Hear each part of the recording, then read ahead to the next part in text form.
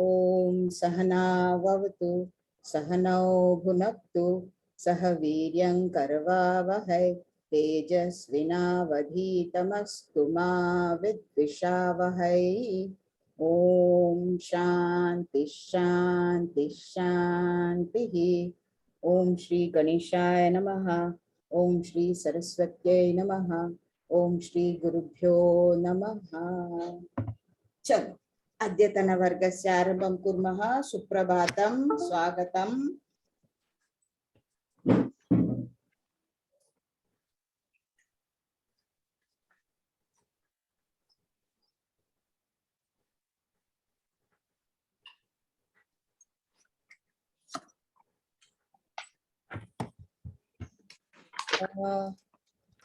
प्रथमं तो base building कुर्मः। कारणं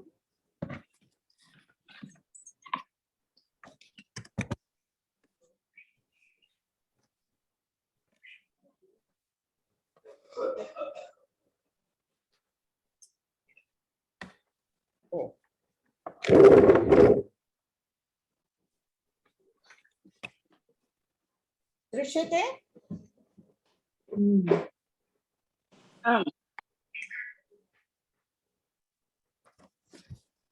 ओहो, अरे this I have to change now.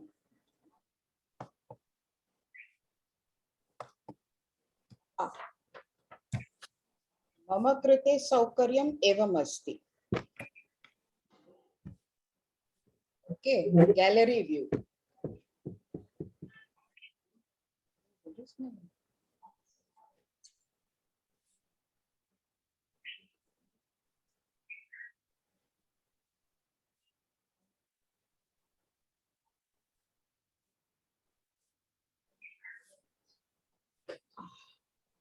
Okay,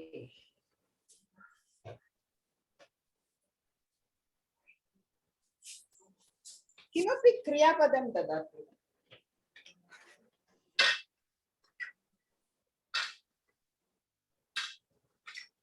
क्रीडति।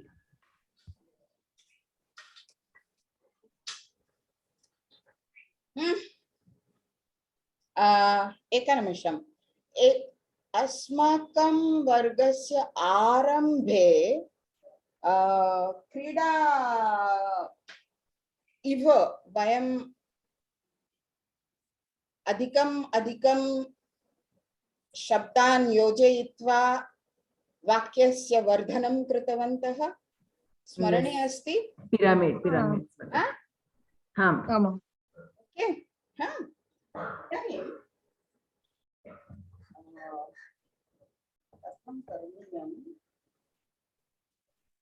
ओके, कार्तिकेयन क्रियापदं ददातु एकम्। गच्छति। गच्छति। गम धातु। हाँ, ओके।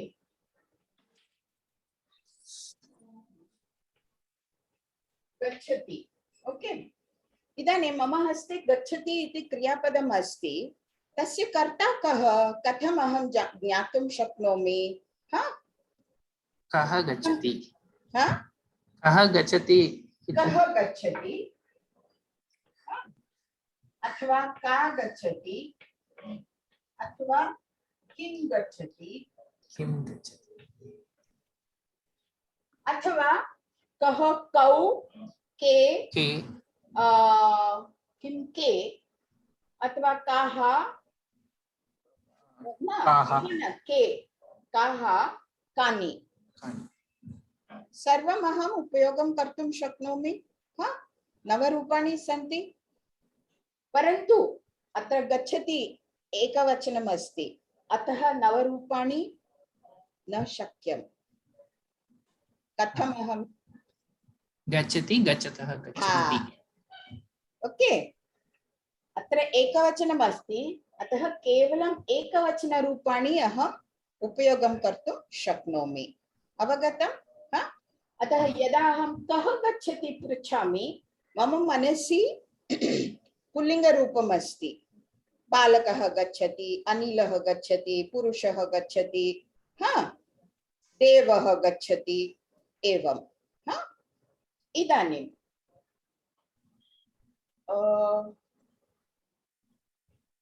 गच्छति स्थाने अहं किं स्वीकरोमि? ददाति।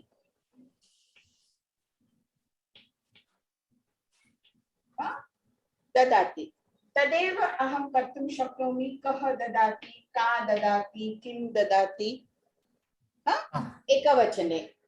परन्तु अत्र यदा अहं ददाति स्थाने ददाति, दत्तः, ददति, दत्तः उपयोगं करोमि कौ, कौ, के, के, काः, के। के। ददति उपयोगं करोमि चेत् का, काः, कानि। ओके, एवं वयं निर्णयं कर्तुं शक्नुमः।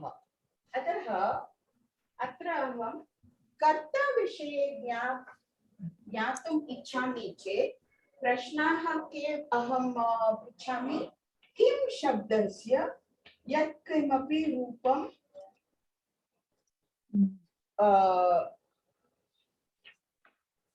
किं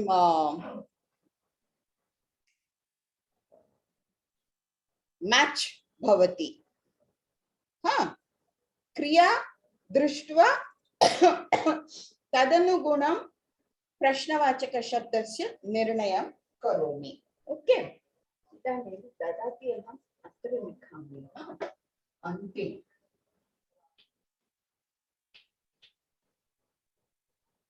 ओके, किम् अत्र अहं ओके पुरुष बालकः, सर्वदा बालकः एव स्टैंडर्ड अस्ति न बालकः। ओके, तदेव स्वीकुर्मः।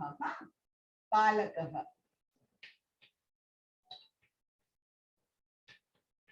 बालकः ददाति। इदानीं बालकः यत्किमपि ददाति तस्मिन् विषये ज्ञातुम् इच्छामि चेत् प्रश्नवाचकशब्दः किम्? जया वदतु। कः ददाति? कः ददाति? तत्र तु अहं कर्ता विषये जानामि।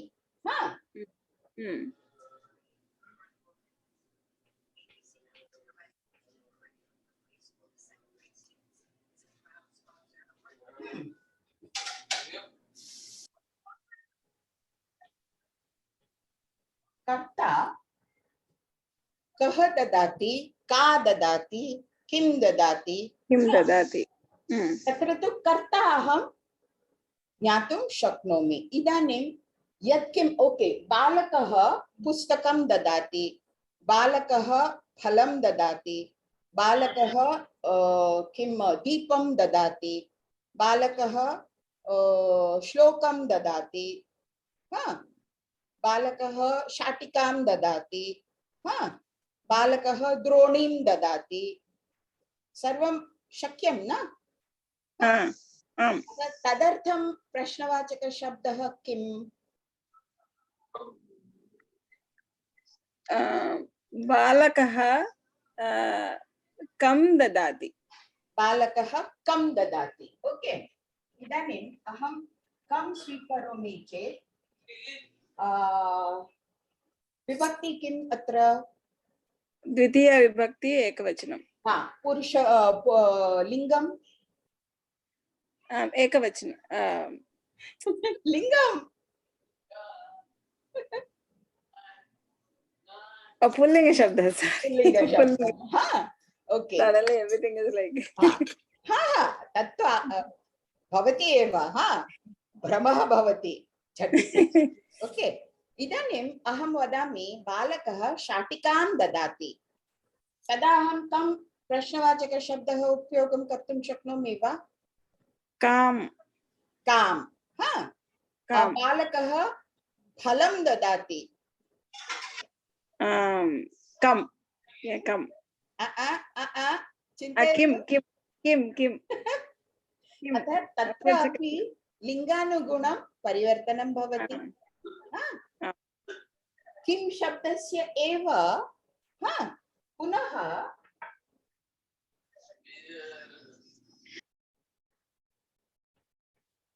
अत्र कर्ता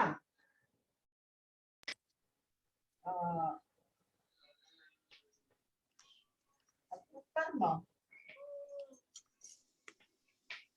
ओके. हा, कर्मपदम्. अवगतम्? यावत् पर्यन्तम् अवगतम्? हा? आम्. हा? ओके. आम्.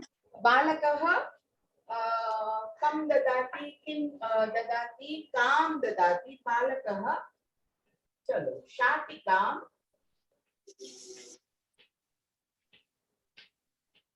बालकः शाटिकां ददाति. ओके. हा? इदानीं बालकः शाटिकां किं हस्तेन ददाति. अथवा बालकः शाटिकां स्थालिकया ददाति. शक्यं न?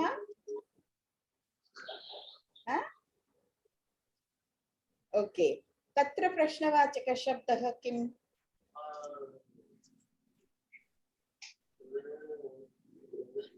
केन केन ददाति. केन ददाति. केन कया. केन कया. केन कया. अन्यथा यन्त्रेण ददाति. शाटिकां बालकः, शाटिका मॉडर्न अस्ति न, टेक्नोलॉजिकल एडवांसमेंट, अतः बालकः शाटिका यन्त्रेण ददाति.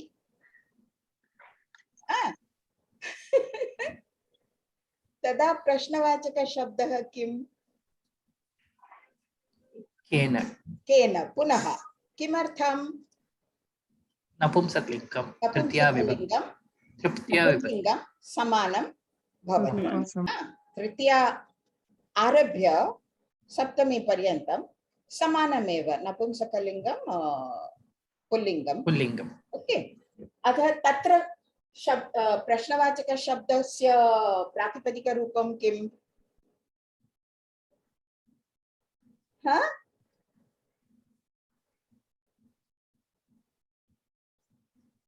Come on, केन. यदा अहं केन उपयोगं करोमि, लिङ्गं किं तत्र? पुल्लिङ्गपि भवितुमर्हति, नपुंसकलिङ्गपि भवितुमर्हति. पुल्लिङ्गं द्वयमपि. कया स्त्रीलिङ्गं. स्त्रीलिङ्गं. प्रातिपदिकरूपं किम् एव प्रातिपदिकं. किम्.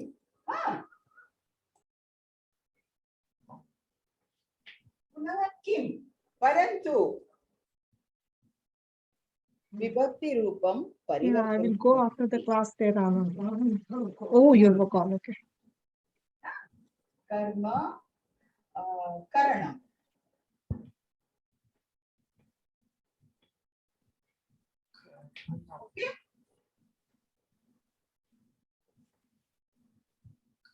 इत्युक्ते अत्र प्रथमा विभक्ति, अत्र द्वितीया विभक्ति, अत्र तृतीया विभक्ति. ओके. यावत् पर्यन्तं स्थिरमस्ति. कुत्रापि किं भ्रमः नास्ति. ओके. बालकः शाटिकां किं लिखामि अत्र? स्थालिकया. किं वदामि? स्थालिकया वदामि वा हस्तेन वदामि वा? यन्त्रेण. यन्त्रेण. ओके.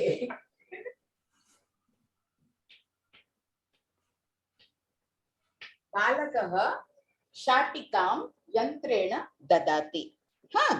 इदानीं दानकार्यं कोऽपि तु स्वीकरोति न, तस्य विषये कथं वयं जानीमः? कस्मै अथवा कस्यै. कस्मै अथवा कस्यै कस्य ददाति. उत्तरं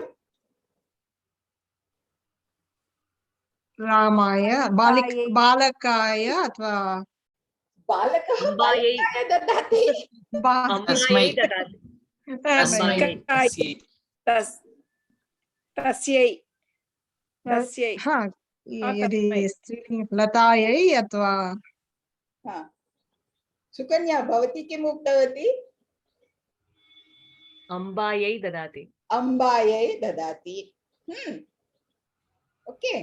अम्बायै ददाति। ओके, अत्र अहं कंटिन्यू करोमि ना।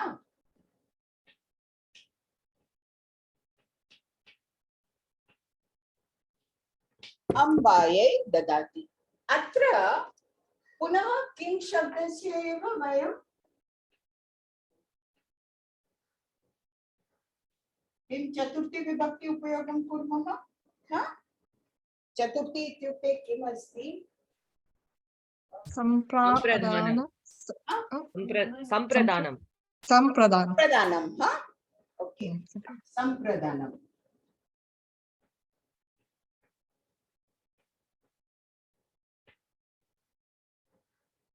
ओके, अनन्तरं बालकः शाटिकां यन्त्रेण अम्बायै ददाति। ओके, इदानीं शाटिका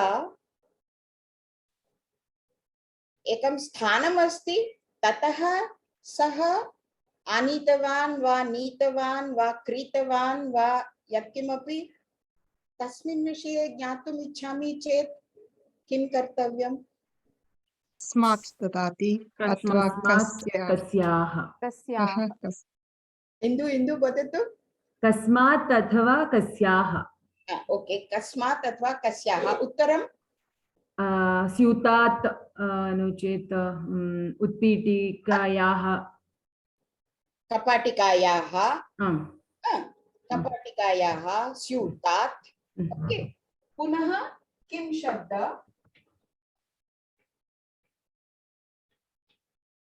पंचमी विभक्ति वियोग आपादनम् अपादानं संपादानं किम् अस्ति? अपादानम् अपादानं न। अपादनम् पंचमी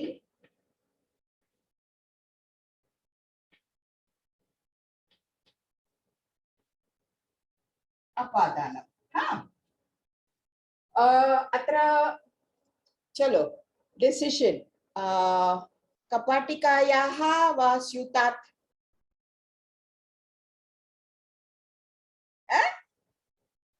अमिता?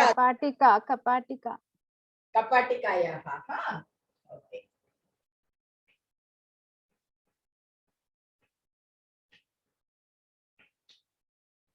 कपाटिकायाः। अतः मम वाक्यं वर्धते। क्षम्यताम्। बालकः शाटिकां यन्त्रेण अम्बायै कपाटिकायाः ददाति। ओके, इदानीं कपाटिकायाः ददाति। कपाटिका बालकस्य अस्ति वा पितुः अस्ति वा मातुः अस्ति अथवा अन्यस्य?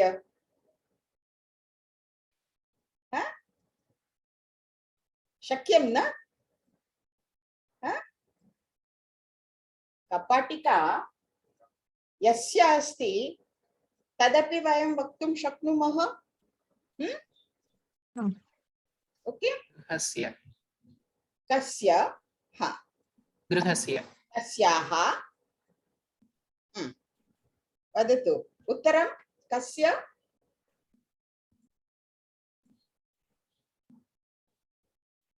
पितुः पितुः। ओके, पितुः कपाटिकायाः बर्डे अस्ति न, जन्मदिनम् अस्ति, अतः पितुः कपाटिकायाः शाटिका स्वीकरोति बालकः। अतः अत्र पितुः कपाटिकायाः। पुनः किं शब्द?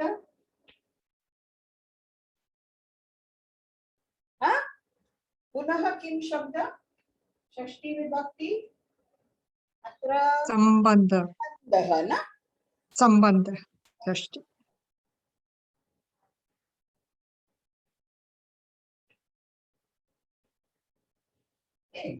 सम्बन्धः न।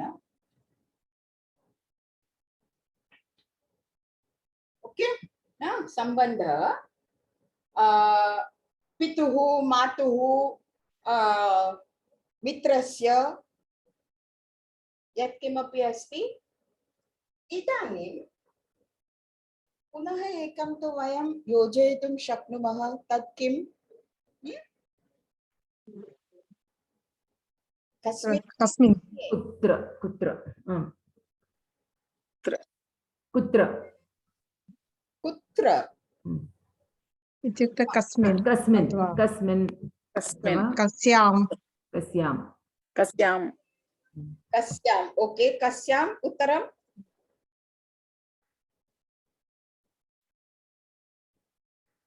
कस्याम् उत्तरं ओ स्थालिकायां न स्थालिकायां नहीं नहीं नहीं गृहे स्थालिकायां हाँ हाँ ऑडियो ऑडियो स्थालिकायां Ah. like what is the sentence बालकः भवने शाटिकां और भवने गृहे गृहे but it won't come no कस्याः I mean कस्यां कस्य विषये कस्मिन् कस्मिन् कुत्र शालायां कुत्र अथवा कदा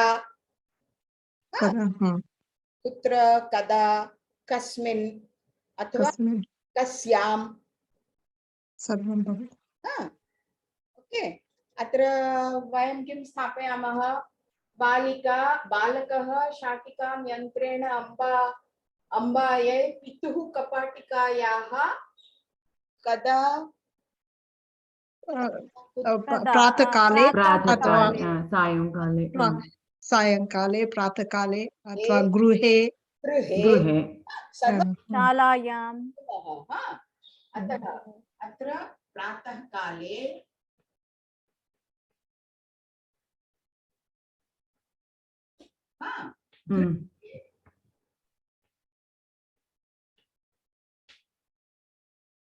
ददाति यदा अहं गृहे स्वीकरोमि तदा मम प्रश्नवाचक शब्दः किम् कुत्र कस्मिन् कुत्र कुत्र कुत्र कुत्र कुत्र कुत्र अथवा कस्मिन् अपि चलति कस्मिन् अपि चलति कस्यां कस्मिन् किमर्थम् अहं कस्मिन् स्वीकरोमि कारणं मम किं शब्दस्य विषयं तत्र अस्ति So that's why it is better, like स्थालिकायां is better. We can use स्थालिकायां. So in स्थालिकायाम् अत्र न लिखितम् अस्ति गृहे न स्थालिकायां वयं in the plate I can give, right? स्थालिकायां कोष्टके ददाति कोष्टके वा कोष्टके ददाति परन्तु स्थालिकायाम् अहं चिन्तयामि शाटिकां यन्त्रेण स्थालिकायां ददाति शक्यं सुपर मॉडर्न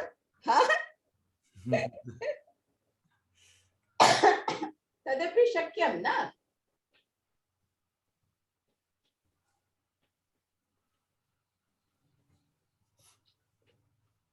स्थालिकायाम् अत्र अहम् ऑप्शन ददामि गृहे अथवा स्थालिकायां गृहे इत्युक्ते कस्मिन् स्थालिकायाम् इत्युक्ते कस्याम् ओके अनन्तरं महोदय कथं स्थालिकायां सप्तम्यां विभक्त्यां भवितुम् अर्हति कारणं खलु यदा स्थालिकया ददाति तत् सम्यक् स्थालिकायां ददाति कथं भवति यन्त्रम् आगच्छति तो यन्त्रः स्थालिकायां स्थापयति तदनन्तरं दानं भवति ट्रे अधानिकायाम् ओके रोबोटिक्स ओके अतः एव अहं स्थालिकायां स्वीकृतवती अन्यथा न सामान्यतया स्थालिकया दानकार्यं कुर्मः परन्तु अत्र यन्त्रः आगच्छति न यन्त्रम् आगच्छति तो यन्त्रं किं करोति कार्यं करोति न अतः बालकः बहु किम् engineering level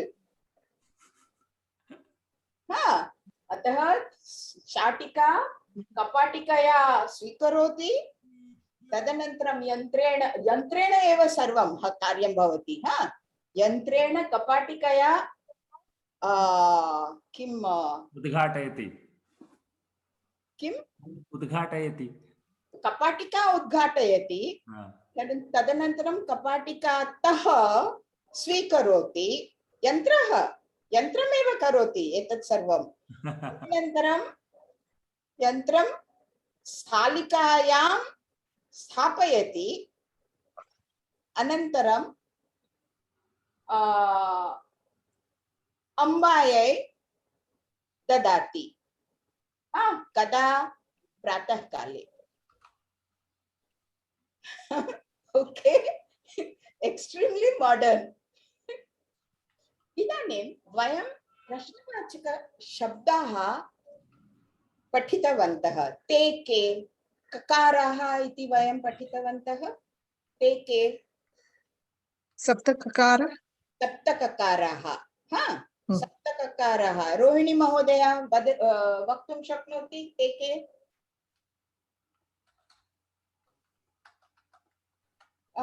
audio I don't guess what you are asking me. सप्तककाराः प्रश्नवाचकशब्दाः इदानीं वयं तु केवलं किं विषये चर्चितवन्तः अन्ये प्रश्नवाचकशब्दाः अपि सन्ति न Yes. ते कः कम कस्मै कस्मै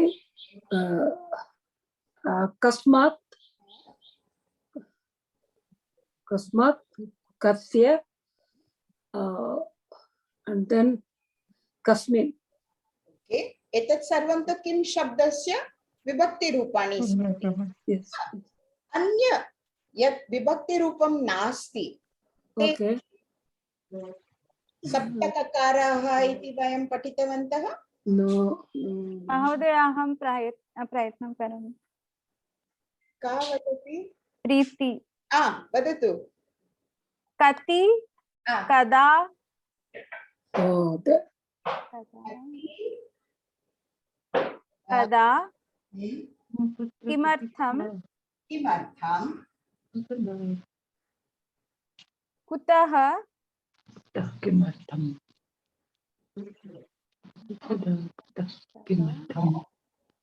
कुतः कुत्र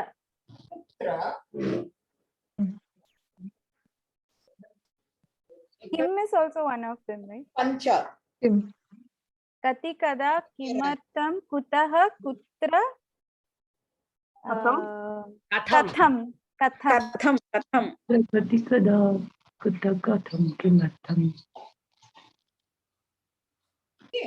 कथं किं तु अस्ति अत्र किं तु अस्ति अत्र किं सर्वत्र अस्ति किं कुत्र कति कदा कुतः कथं किमर्थम् एवम् अहं पठितवती किं कुत्र कति कदा कुतः कथं किमर्थम् किं कुत्र कति कदा कुतः कथं किमर्थं रट्टा मारने का अस्माकं सम्भाषणशिबिरम् अस्ति न तत्र वयम् एवं पठामः पाठयामः च ओके इदानीं निर्णयं कर्तव्यं एते अपि प्रश्नवाचकशब्दाः सन्ति परन्तु तत्र अपि विभक्ति कथं योजनं भवति विभक्तियोजनं कथं भवति इदानीं कदा विषये विभक्तिरूपं किं भवति नास्ति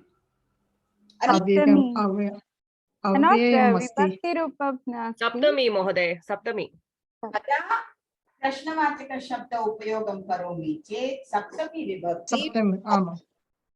सप्तमी विभक्ति उपयोगं कृत्वा मम उत्तरं भवति ओके तदनन्तरं किमर्थम् उपयोगं करोमि चेत् चतुर्थी जया अमिता चतुर्थी चतुर्थी विभक्ति महोदय चतुर्थी चतुर्थी। चतुर्थी विभक्ति ओके अमिता कुतः? पंचमी पंचमी। from where? कुत्र? सप्तमी सप्तमी कुत्र? सप्तमी सप्तमी।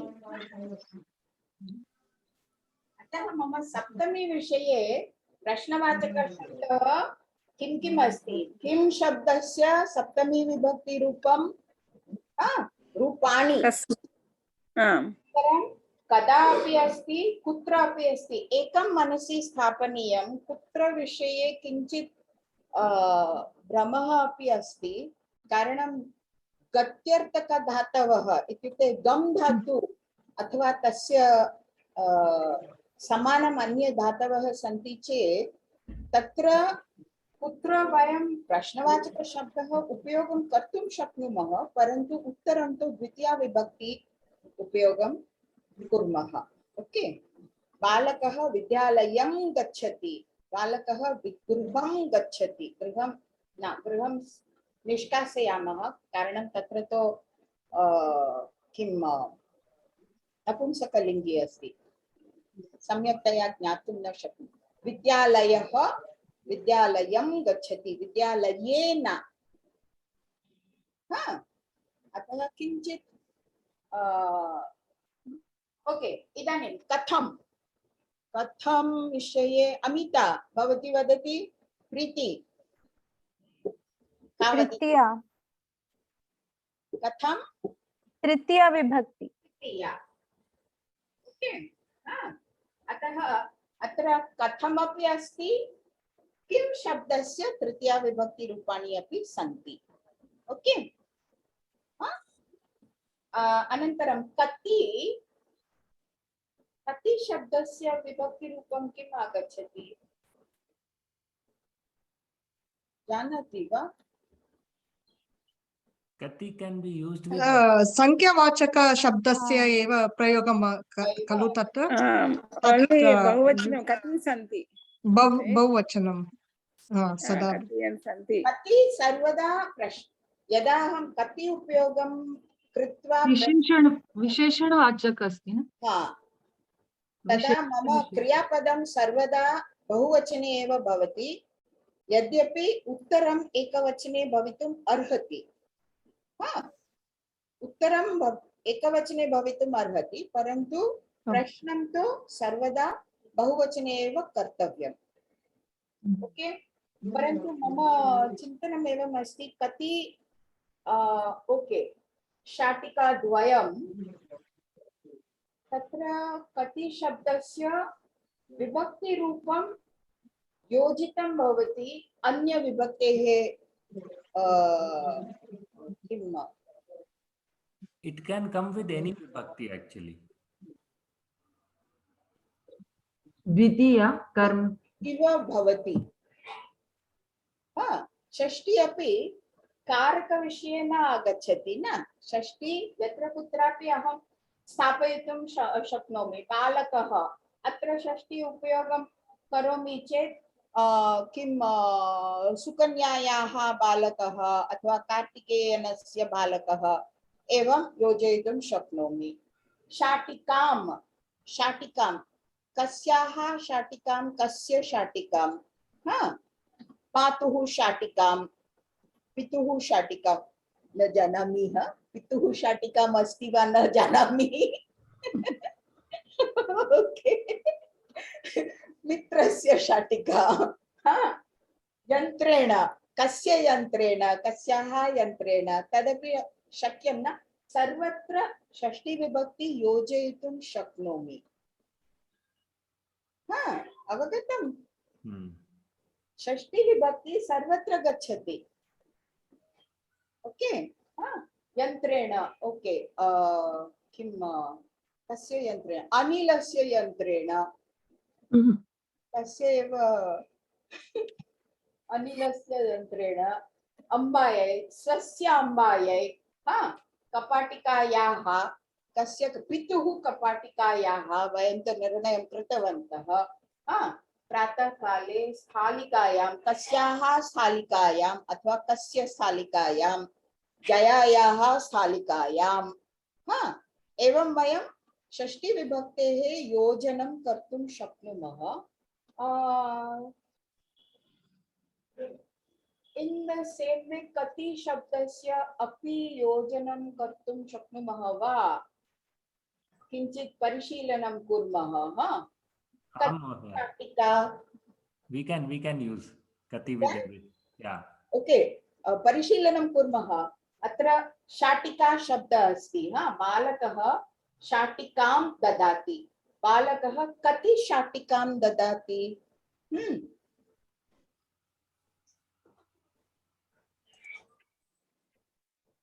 शाटिकाद्वयम् अथवा तत्र तु वयं ददाति परन्तु तत्र तु वयं द्वे शाटिके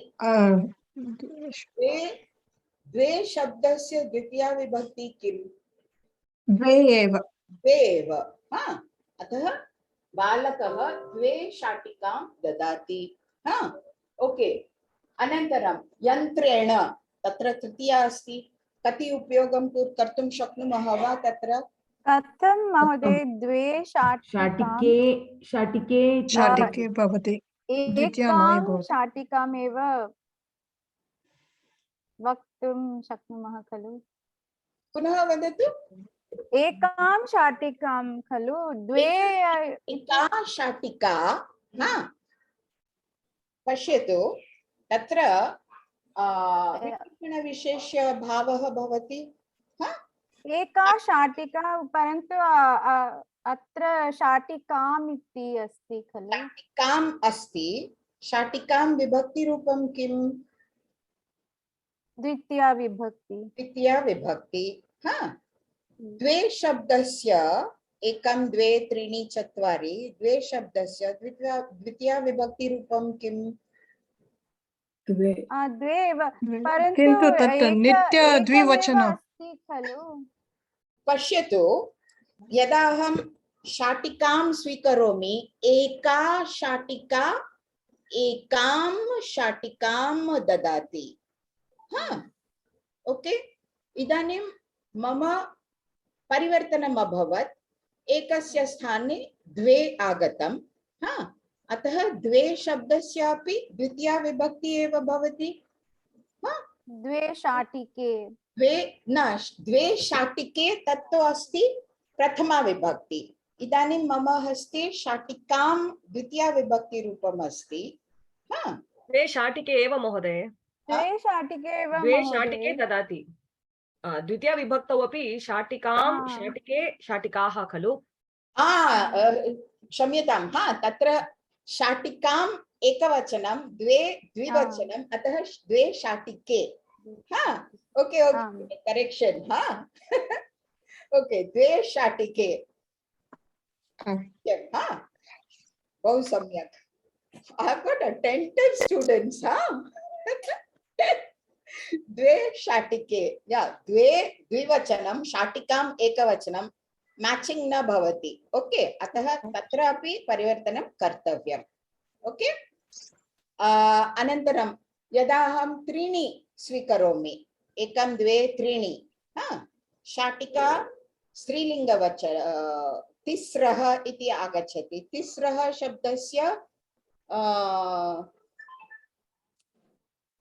बहुवचनं तिस्रुभिः तत्र तृतीया विभक्ति तिस्रुभिः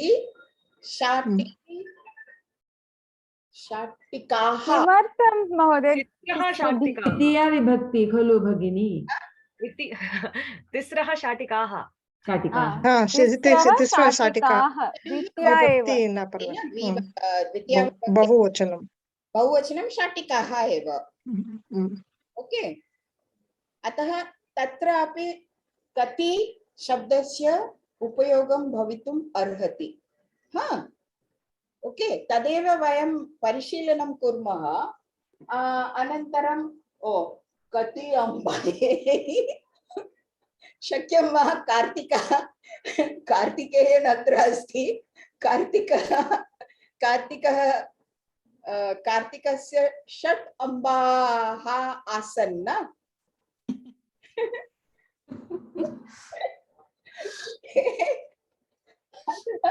अत्र कति शक्यं सत्यं वा न न वयं जानीमः कार्तिकस्य किन्नर अस्ति खलु षट् अम्बा अस्ति कार्तिकस्य अनन्तरं कपाटिकायाः अत्र तु कति किञ्चित् कष्टं भविष्यति कारणं वियोगः अस्ति न तदनन्तरं स्थालिकायाम् ओके कति शब्दस्य अन्यत्र अपि उपयोगम् आगच्छति अतः एतस्य एकमेव विभक्तिरूपं नास्ति कति शब्दस्य कस्य विभक्ति तो अस्ति षष्ठी विभक्ति परन्तु सर्वत्र तस्य उपयोगं भवति कारणं सम्बन्धः दर्शयति अतः प्रथमा द्वितीया तृतीया सर्वत्र तस्य उपयोगं तस्य योजनं कर्तुं शक्नुमः तदेव अत्र अपि कति अपि तदेव इति भासते अन्य ककाराः निर्णयम् अस्ति तत्र यदा कदा अहं पृच्छामि तत्र उत्तरे सप्तमी सामान्यतया उपयोगं भवति किमर्थं चतुर्थी अथवा अर्थम् इति उपयोगं कृत्वा वयम् उत्तरं दद्मः ओके अनन्तरं कुतः तत्रापि पंचमी उपयोगं कुर्मः अथवा तः एव उपयोगं कृत्वा वयम् उत्तरं दद्मः कुत्र तत्र सप्तमी अथवा द्वितीया अपि आगच्छति यदा कदा कथं सर्वदा तृतीया okay Mahodaya, so when we are going to use kati with other vibhakti, I think the kati also will change, right? For example, so kati bhi रूपम् अस्ति कति शब्दस्य अतः तत्र विशेषण विशेष्य भावः अस्ति चेत् कति शब्दस्य विभक्ति रूपम् अपि स्वीकरणीयम् ओके यावत् पर्यन्तम् इदानीं किञ्चित् स्पष्टम् अभवत् सुलभम् अभवत् श्लोकं स्वीकुर्मः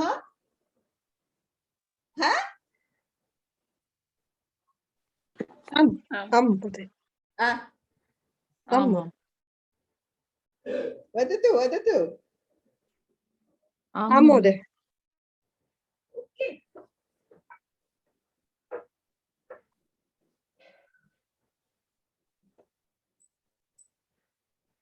अद्य भगवद्गीतायाः श्लोकम् अहं न स्वीकरोमि कारणम् अद्य एक्स्पेरिमेंट अस्ति न अतः सुप्रभातम् अस्ति मम हस्ते कौसल्या सुप्रजा राम पूर्वा संध्या प्रवर्तते उत्तिष्ठ नरशार्दूल कर्तव्यं दैव व्हाट इज दैट दैवमान्निकम् ओके लिखामि वा एवमेव वयं कुर्मः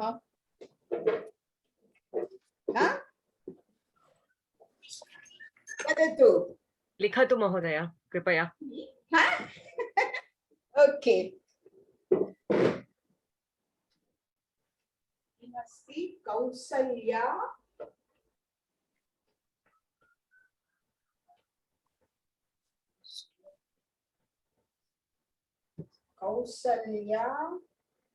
सुप्रजा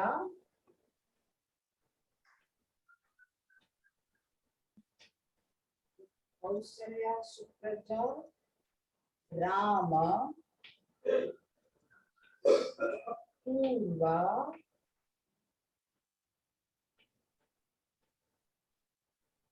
संध्या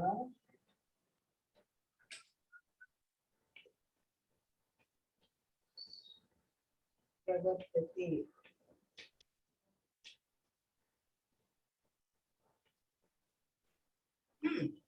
यावत्पर्यन्तं पश्यामः। हा, तदनन्तरम् अन्य अपि आगच्छति। उत्तिष्ठ नरशार्दूल कर्तव्यं दैवमाङ्गल्यं। दैवमान्निकं न दैवमान्निकम्। लिखामि वा तदपि? उत्तिष्ठ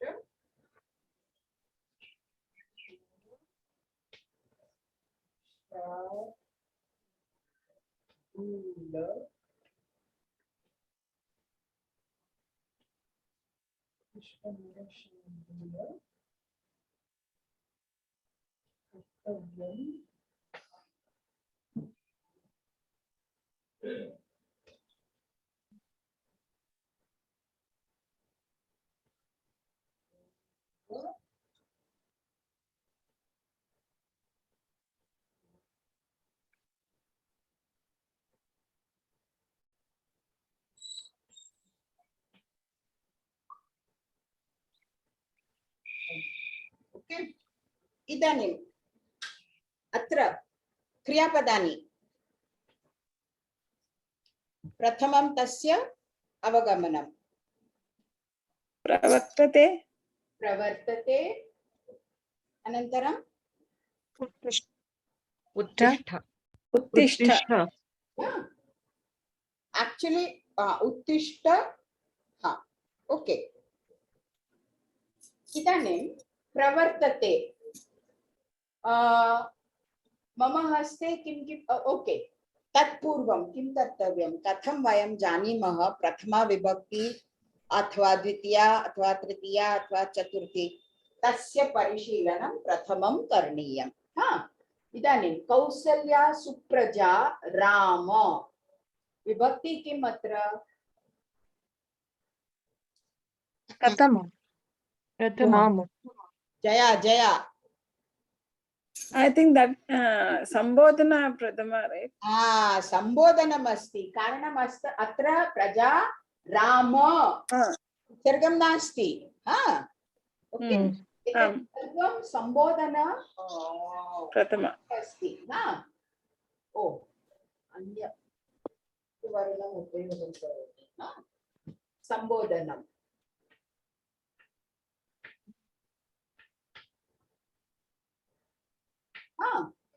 अनन्तरं पूर्वा। अमिता, पूर्वा प्रथमा वर्तते। प्रथमा। हा, अत्र प्रथमा। ओके, वचनं प्रथमा एकवचनं। प्रथमा एकवचनं। लिङ्गं स्त्रीलिङ्गं। स्त्रीलिङ्गं। हा, ओके, आकारान्त स्त्रीलिङ्गम्। अत्र अहं लिखामि स्त्रीलिङ्गम्। ओके, संध्या। अमिता भवती एव वदतु। संध्या। संध्या अपि प्रथमा एकवचनं स्त्रीलिङ्गे। स्त्रीलिङ्गं, प्रथमा अकारान्त एकवचनं। हा, ओके, यावत्पर्यन्तम् अस्माकं हस्ते प्रथमा एकवचनम् अस्ति। प्रवर्तते। प्रवर्तते क्रियापदस्य वचनं किम्? आत्मनेपदी रूपम् अस्ति। वचनं? एकवचनम् अपि। तत्रापि एकवचनम् अस्ति। हा, पुरुषः। किं? पुरुषः। पुरुषः। प्रथमपुरुषः, मध्यमपुरुषः, उत्तमपुरुषः। प्रथमपुरुष। प्रथमपुरुषः। ओके, प्रथमपुरुषः एकवचनरूपम्। Okay, okay. कार्तिकेयन्, उत्तिष्ठ। उत्तिष्ठ लोट् लकार। उत्तिष्ठ इति चेत् गेट अप। उत्तिष्ठ उत्तिष्ठ। अत्र लट् लकार न? उत्तिष्ठ लोट् लकारः। लोट् लकार मध्यमपुरुष। मध्यमपुरुषः। वचनं एकवचनम्। एकवचनम्। ओके, नरशार्दूल। प्रीति, संबोधन प्रथमा। संबोधन प्रथमा। अत्रापि संबोधन अस्ति। हा, महोदय प्रश्नः अस्ति आ, सुप्रजा तत् प्रजा like what is the प्रातिपदिकं महोदय? कौसल्या देव्याः नाम सुप्रजा। प्रजा इत्युक्ते जनाः। सु प्रजा स्त्रीलिङ्गे अस्ति वा? स्त्रीलिङ्गे अस्ति। तत् प्रथमा विभक्त्याम् अस्ति खलु? आमाम् Is it not in prathama, Bhagini? Not is सम्बोधन it sambodhana? Then it should be supraje, hello? Yeah, that is correct. Kausalya, Supraja. सम्बोधन नो प्रथमा अस्ति Prathama. अहं चिन्तितवती तत् राम विसर्गस्य विशेषणं लोपः भवति इति तदेव मम विशेषणमस्ति भ्रमः खलु If it is like this, Kausalya. सो प्रथमा अस्ति तत् नोट् सम्बोधन एकमेव समासकृतम् अस्ति चेत् तत् सम्बोधनमेव आगच्छति। Okay. कौसल्याः प्रजायाः राम। तर्हि तत् सम्बोधनम् अस्ति खलु सम्बोधनमेव अस्ति अत्र। तत् ज्ञानं समस्तपदम् इति वयं न जानीमः तत्र क्लेशः भवति अत्र समस्तपदमेव अस्ति। पुस्तके तु अत्र विभजनं कृतम् अस्ति, परन्तु अहं चिन्तयामि सुप्रजा प्रीति वदति न, यदा सुप्रजा वयं किं पदम् इति स्वीकुर्मः तत्र तु सम्बोधने सुप्रजे इति भवति। कौसल्या सुप्रजा राम पदम् एकम्। यदा संधिना समास विभजनं समासस्य विग्रहं कुर्मः तदा किं भवति? कौसल्या सुप्रजा, कौसल्याः सुप्रजा, कौसल्या सुप्रजा राम, कौसल्याः सुप्रजायाः राम इति भवति। कारणम् एतत् सर्वं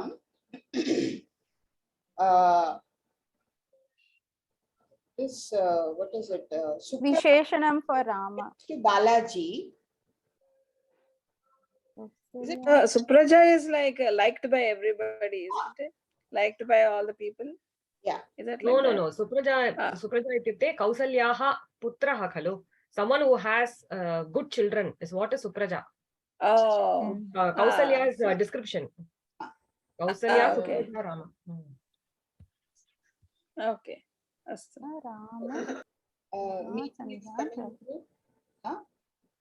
अत्र सम्बोधनम् एव अस्ति। एतत् स्पष्टम् अस्ति, कारणं Ram is another name for Balaji. Okay, Rama is Balaji, referred to Balaji. Okay. Nara Shardula. पुनः अत्र अस्ति नर शार्दूल। अत्र अपि समासः अस्ति। नराणां शार्दूलः एवं किमपि आगच्छति तत्र। शार्दूलः इत्युक्ते what टाइगर, व्याघ्रः। व्याघ्रः इव सः अस्ति।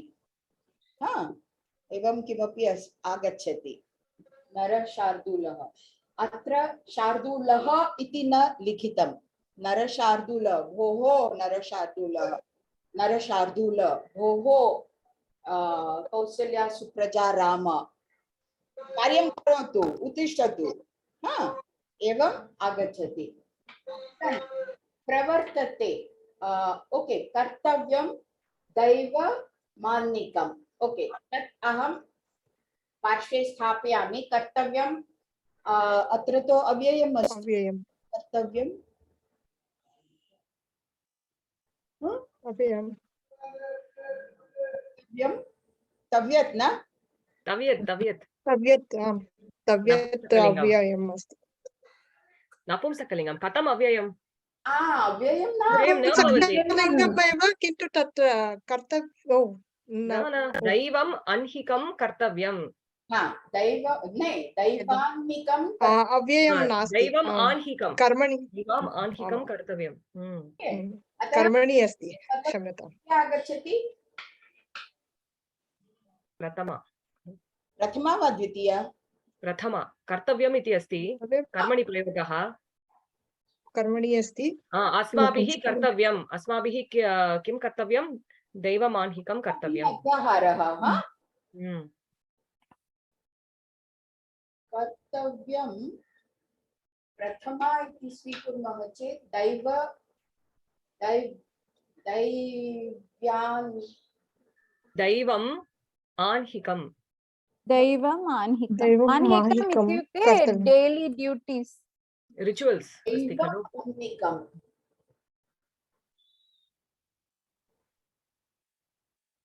दैवम् आन्निकं हाँ एवम् अत्र विभजनं भवति न दैवम् आन्निकं हाँ आं महोदय अतः कर्तव्यं दैवम् आन्निकं सर्वं प्रथमा अत्र क्रियापदं किम् कर्तव्यं कर्मपदस्य विशेषणं कर्मम् अनुसरति तत् कर्मणि प्रयोगे त्वम् उत्तिष्ठ त्वं कर्तव्यं तो भिन्नम् अस्ति पृथक् वाक्यम् इदानीम् अस्माकं हस्ते वाक्यत्रयं भविष्यति इति अहं चिन्तयामि पश्यामः आमां प्रवर्तते हाँ अत्र मम हस्ते किं संध्या प्रवर्तते अत्र लट् लकारः हाँ ओके प्रवर्तते मम हस्ते तो पूर्वा अस्ति संध्या अस्ति अतः मम प्रश्नवाचक शब्दः किं भविष्यति का प्रवर्तते हाँ संध्या प्रवर्तते हाँ अनन्तरं पूर्वा संध्या विशेषण विशेष्य भावः अतः कीदृशी संध्या कीदृशी संध्या पूर्वा संध्या हाँ यत् किमपि संबोधने अस्ति वयं संबोधनविषये प्रश्नवाचक शब्दः उपयोगं न कुर्मः साक्षात् तस्य उपयोगं कुर्मः अतः कौसल्या सुप्रजा राम पूर्वा संध्या प्रवर्तते एकं वाक्यं समाप्तम् इदानीम् उत्तिष्ठ लोट् लकार मध्यमपुरुषः अस्ति तस्य कर्ता सर्वदा एकमेव भवति त्वं अध्याहार तत्र त्वम् उत्तिष्ठ पुनः नरशार्दूल संबोधने अस्ति भोः नरशार्दूल त्वम् उत्तिष्ठ द्वितीय वाक्यं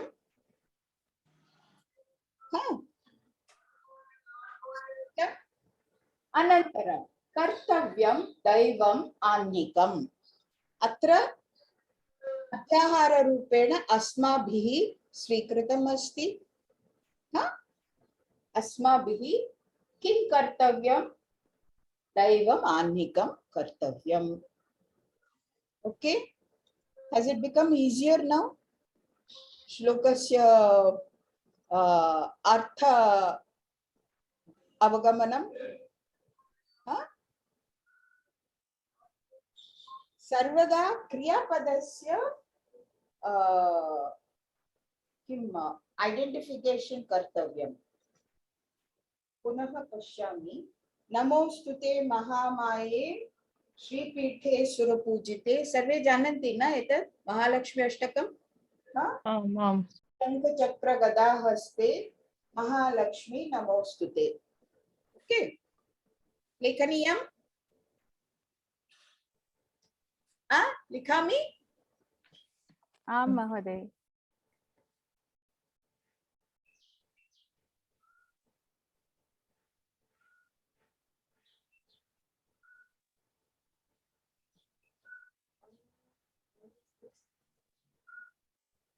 Very popular shloka, na? This is.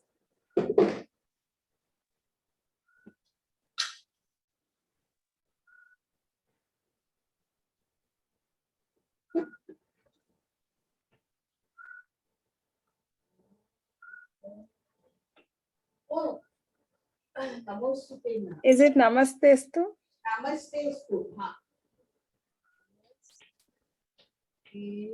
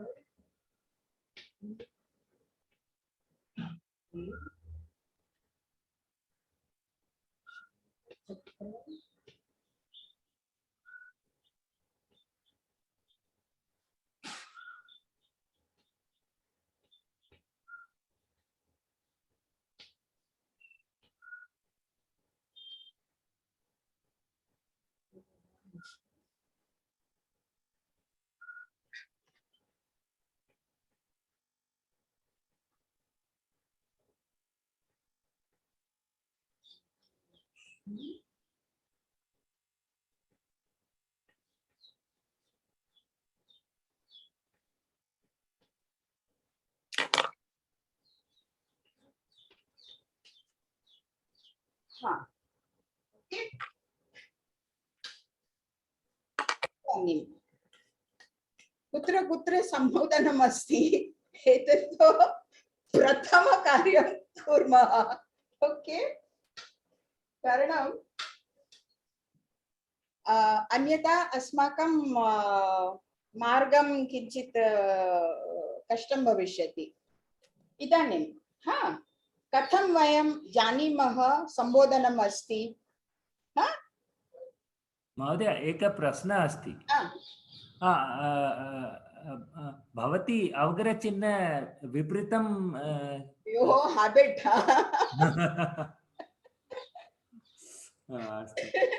एवमेव आगच्छति ओके इदानीं किमर्थम् अहं वदामि अत्र सम्बोधनम् अस्ति इति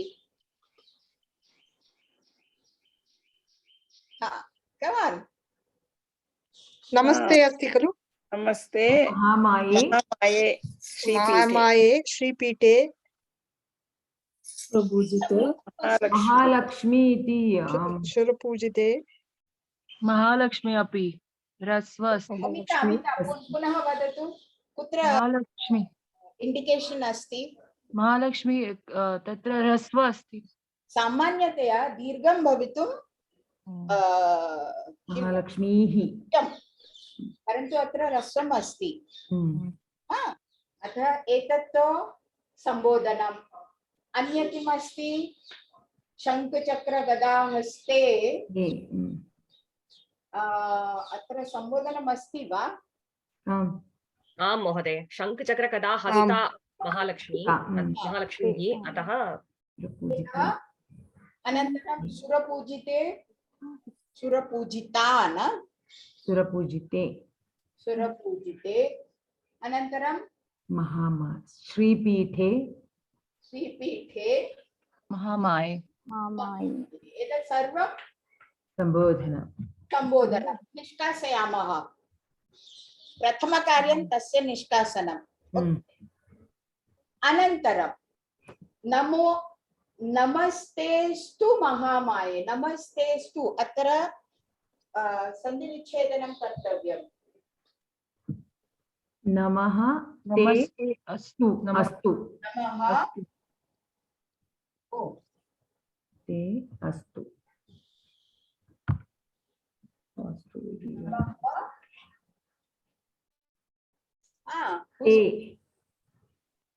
Pamela, come on. नमः नमः ते अस्तु ते विसर् अस्तु अत्र ते अत्र विसर्गः अस्ति वा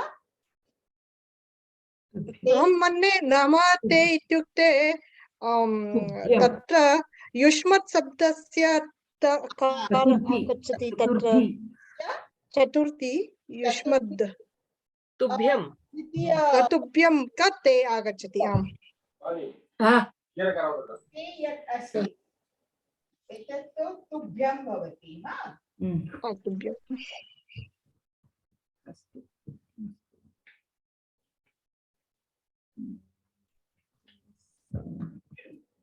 वयं तुभ्यम् इति उपयोगं कुर्मः श्लोके ते इति उपयोगं कृतम् अस्ति नमः तुभ्यम् अस्तु महामाये श्रीपीठे सुरपूजिते ऑल दैट अनन्तरम् अत्र पुनः इन्दु नमोस्तुते नमः अस्तु नमः अस्तु तु ते अत्रापि ते ते तुभ्यं तुभ्यं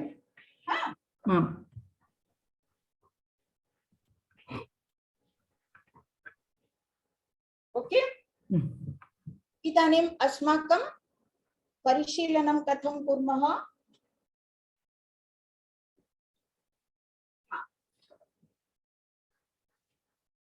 नमः अस्तु So aha plus aha akara will become ukara. which akara will become ukara The visarga sandhi rule, right? Akara visargat purva akarah visargat paraha akarah. अतः नमः विसर्गस्य उकार उकार अकारयोः ओकारः ओकारः तदनन्तरम् अकारः अस्ति अतः पूर्वरूपसन्धि पूर्वरूप. ओके आम्. सन्धित्रयम् उकार विसर्गस्य तदनन्तरं गुणसन्धि अकार उकारयोः तदनन्तरं ओकार अकारयोः पूर्वरूपसन्धि तृतीय सन्धि ओके अत्र केवलं सन्धि एकमेव अस्ति नमस्ते अस्तु पूर्वरूपसन्धि ओके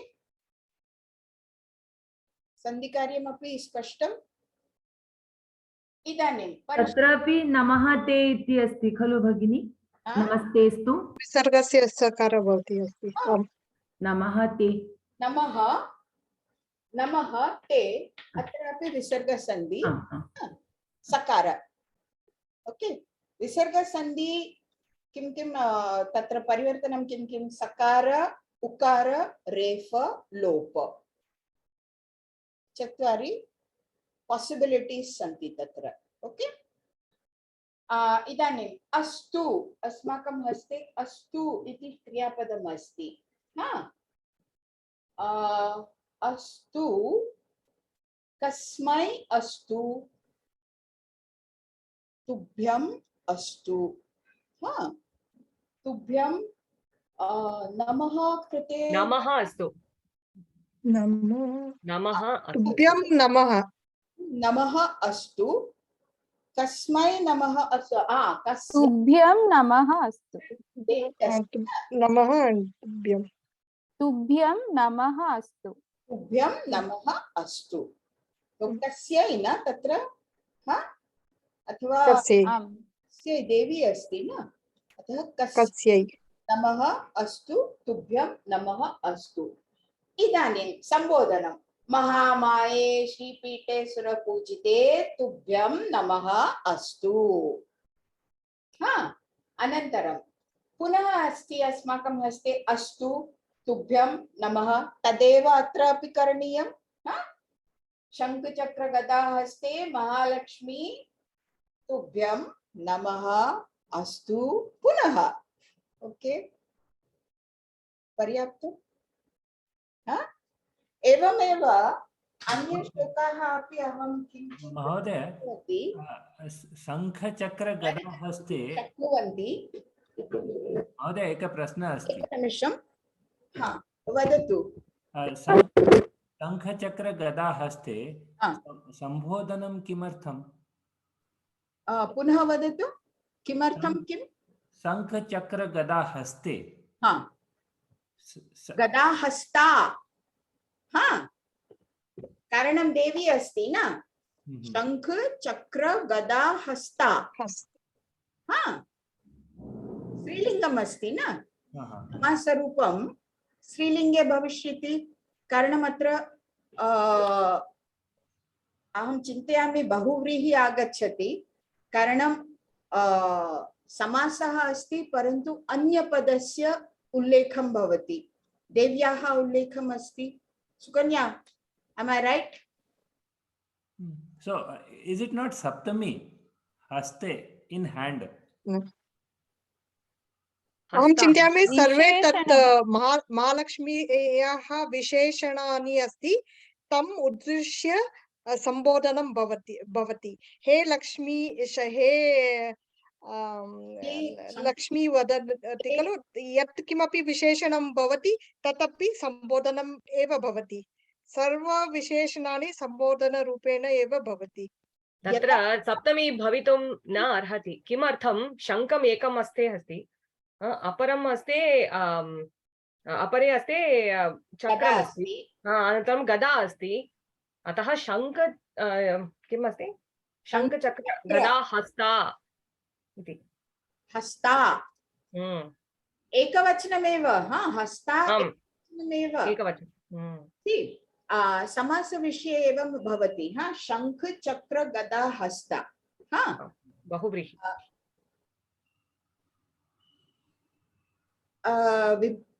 विग्रहवाक्यं कथं भवति प्रथमं द्वयं वयं स्वीकुर्मः हा शङ्ख चक्र शङ्खं च चक्रं च शङ्खचक्रे भविष्यति न शङ्खचक्रे तत्र तो द्वन्द्व भवति हा देन् शङ्खचक्रे च गदा च पुनः द्वन्द्व शङ्खचक्र गदाः च गदाः इति द्वन्द्व तदनन्तरं हस्तः शङ्खचक्र गदा शङ्खचक्र गदाः हस्तेषु यस्याः सा okay so that sa is the deciding factor for hasta okay so that will be hasteshu na so that will be saptami tatpurush okay little clarity milati समासविषयम् अस्ति परिशीलनं कुर्मः if we want to accept सप्तमी यदा अहम् अत्र सप्तमी स्वीकरोमि तदा प्रश्नं कथं पृच्छामि अस्तु नमः अस्तु नमः कुत्र अस्तु the answer is a little wonky हस्ते अस्तु नमः we are offering नमः अतः देव्याः हस्ते नमः अस्तु किञ्चित् विरलं भवति okay अतः see we can always cross check okay इदानीं what is it समाधानं अस्तु महोदय okay in the same way कदाचित् अन्य श्लोका भगिनी तत्र शङ्खचक्र गदा हस्ते तु तत्र वाक्यविश्लेषणं पद विश्लेषणम् अस्ति चेत् हस्तायाः लिङ्गं वचनं तद् स्वीकरणीयं वा हस्तायाः कथं भवति न हस्ता मतलब आकारान्त स्त्रीलिंग the whole thing has to be taken as one and the last words lingam vachanam माला माले, तो हस्ता हे हस्ते, ओके हाँ तदेव अत्र कृतम् अस्ति। शब्दः that is for samasa, okay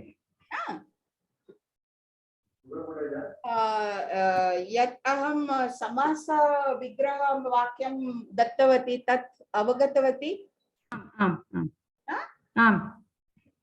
I've done just ad hoc, कदाचित् अशुद्धमपि भवितुम् अर्हति, क्रॉस चेक। अन्य कुत्र अस्ति? which one I took? हाँ, you have this na Shiva Panchakshara Stotram. You can try that. Nagendra Haraya Vilochanaya Bhasmanga Ragaya Maheshwaraya Nityaya Shuddhaya Digambaraya Tasmai Nakaraya Namah Shivaya. It's somewhat on the same lines. Okay. Tadanantaram kim? So in all the shlokas, yat kimapi devam bhavatu, all the names are visheshananis of that deva. So Vishnu Sahasranama, all the names are Pangum Langhayate Girim. Take that Vasudeva Sutan Devam, Vakratunda Mahakayam, Koti Surya Samaprabha, Nirvignam Kurme Deva, Sarva Karyeshu Sarvada, Gajananam Bhuta Ganadi Sevitam. These are all very well-known, popular shlokas. Yatra vayam kadapi dhyanam na dattavantaha. Etasya artham kim? Athava etasya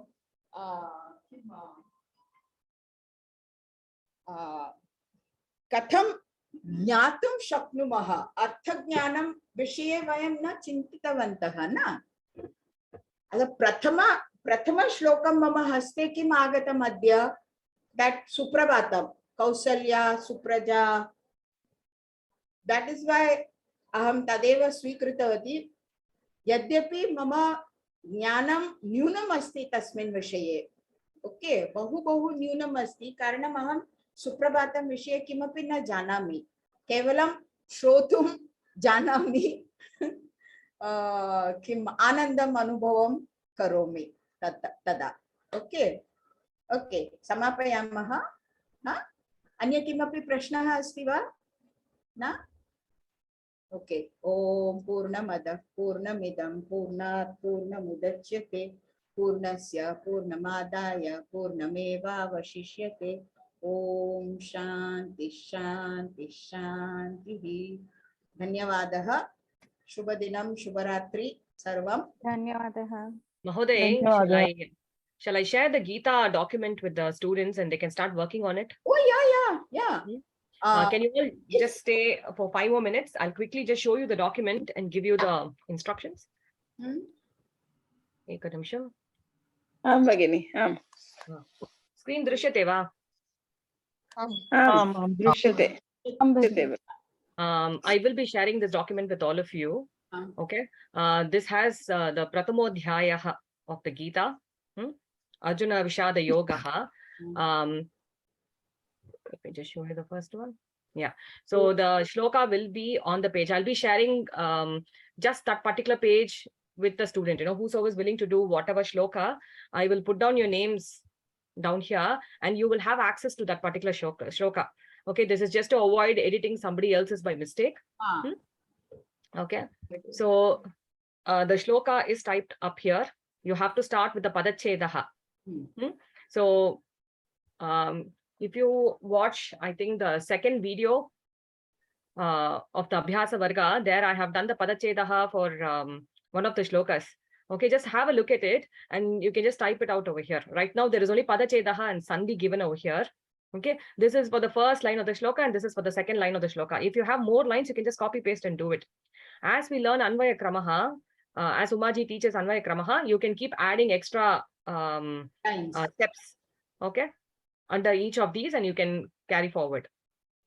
So for example, over here, let's take up this one. So there'll be Dharma Kshetre, Kurukshetre, Samavetaha, Yuyutsavaha. So Dharma Kshetre will be typed over here. Kurukshetre, Samavetaha, Yuyutsavaha. Now, in between these, if you have Sandhi, then you write down the Sandhi over here. Padayoho madhye, Pratamaha prashnaha patantu. Padayoho madhye Sandhihi vidyate va, na va iti. Asti chet am, no chet na. Kevalam tadeva atra lekhaniyam. I will do it exactly like this and I'll show. Okay. Anantaram tadeva ahamapi kritavati. Tadanantaram the rest of it I'll show you all. We'll take Dharma Kshetre, Kurukshetre only. As the first one, yes, as an example. Okay. Kurukshetre, Sprittataya kurmaha, Krishna phalake, tada avagamanamapi kinchit adhikam bhavati iti aham manye. Astu Mohode. Chinta nasti. Anantaram vidyate chet kidrishaha sandhihi iti. Tadanantaram adeshaha va. Kidrisham sandhi karyam. Adeshaha, agamahava, lopahava, prakriti bhavahava iti. Tadanantaram sandehe nama. Idanim sarve jananti karu hal sande, hal sandhihi, vyanjana sandhi, visarga sandhihi, swara sandhihi iti. Tasyapi nama. Tadanantaram anya sopanani, anvaya rachanayaha, anya sopanani atra agachanti. Pratama vakyam, shlokasya pratama vakyam atra, dvityam vakyam atra. अस्तु ये जनाः कर्तुम् इच्छन्ति कृपया मां सूचयन्तु अहम् अत्र भवतः नाम लिखामि भवतां नाम लिखामि अत्र अस्तु ये कर्तुम् इच्छन्ति कृपया सूचयन्तु मां गणमध्ये सूचयन्तु वाट्सएप गणमध्ये सूचयन्तु कृपया अस्तु मार्गदर्शनमपि सम्यक् रीत्या कृतवती भगिनी लावण्या महोदया सह lot of work you have put in Mohoday. Lot of work you have put in. Lavanya Mohodaya api sahayam kritavati mam. Astu samyak kritavanto. Dhanyawadaha. Chinta nasti. Atah kripaya mam सूचयन्तु. गणमध्ये एव सूचयन्तु. Batch 2 तः अपि केचन जनाः कर्तुम् इच्छन्ति. तेऽपि नाम दत्तवन्तः पूर्वमेव. मम समीपे अस्ति batch 2 तः नाम सर्वम्. अत्र ये कोऽपि जनाः कर्तुम् इच्छन्ति कृपया सूचयन्तु. अस्तु? ओके. किञ्चित् दर्शयतु यत्र भवती सन्धि विषये कृतवती स्क्रीन् किं महोदय प्रथमश्लोकः यदि भगिनी एकं कृतवती अस्मिन् शैल्यां कृपया दर्शयतु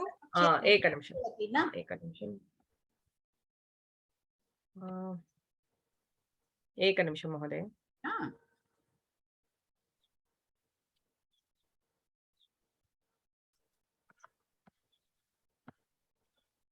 if you want to give any other instructions, please carry on, Mohoday. I'll just look for that file. How much in detail you have made them understand the Sandhi Vishayam, because see, Jayanti was very dicey about her ability to decipher the Sandhi, and that same Brahmaha athva Sandehaha Sarvatra asti. Sarvesham krite etato Samanameva. That is why I want to see that, because that's a very good way in which you can actually systematize your mind into identifying the right Sandhi.